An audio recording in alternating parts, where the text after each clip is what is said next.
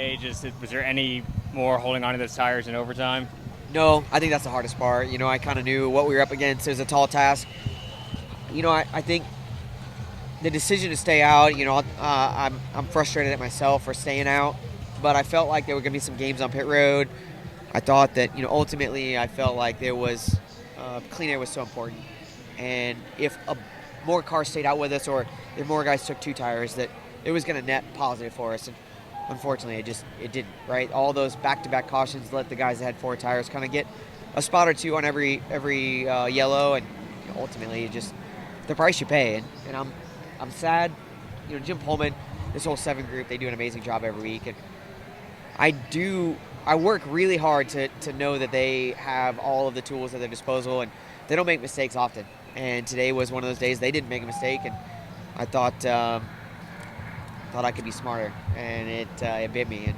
And that's the unfortunate part about a day like today, but it's how it goes. We'll move on, and we had a great race car. We're really proud of the effort today, proud of the car, and we'll go on to this next stretch of races and know that we got a car that's capable of winning.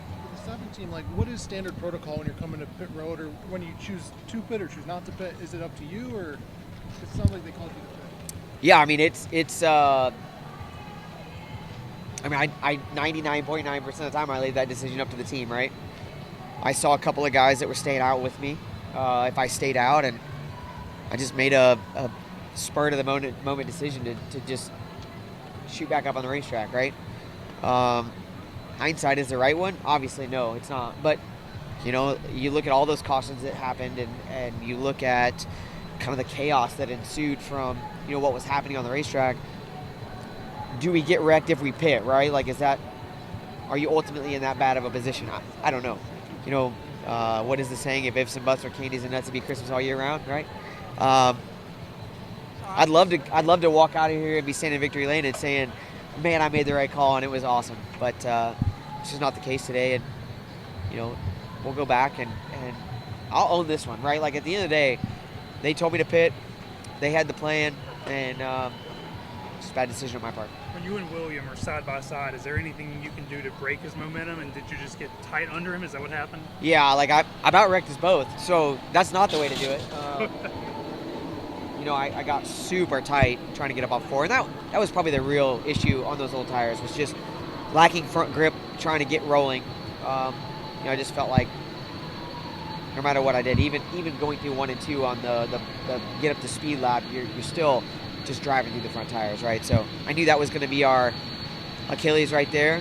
And ultimately, if I go back and look at it, I go, maybe I would have run the middle, right? I knew he was staying up. I could have run the middle, maybe let him not get to my right rear. But at that point, you kind of got what you got. I knew that the middle is not the best lane for us all day. Maybe you go run the top and just give up on running the bottom of the middle. But look, those tires were so fast at that point. I don't know that there was any scenario where I don't get passed by the 17, unless maybe the 17 and the 88 running side by side, and that just ultimately didn't happen. You mentioned the 88. Was there a specific moment where it went from we're in a good spot to this might be trouble? Well, I think as soon as the 41 maybe restarted 6th on newer tires, I kind of knew that was it was going to be a tough road to climb, But at the end of the day, you make a bet and you got to lay in it, right? And at that point, you just try to go as fast as you can, not make mistakes. And, we just, I really felt like I didn't make mistakes too. That's the worst part.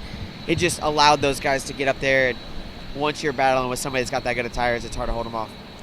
You do have 9 top 5s. You're leading the points by more than the full race. So is there a silver lining at least that even if it's not a win, you guys are getting those top 5s running as where you guys should be?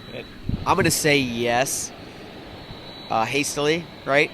I feel like, that's what Jim Pullman, my crew chief, walked up and told me, we earned a lot of points today. We did a lot of good. We gained on the points total, but the driver, the competitor in me is never happy with just good points, right?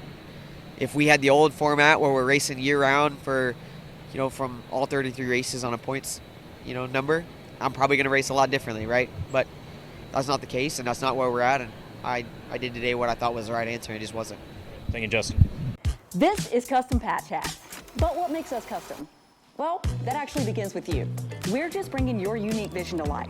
No knockoffs, no lookalikes. Your design is one of a kind.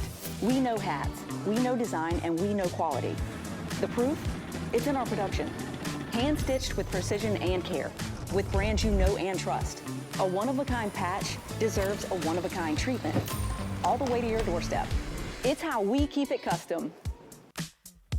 Jared Haas with Frontstretch.com. Come back soon for more great racing videos. And if you like us, make sure to hit that subscribe button.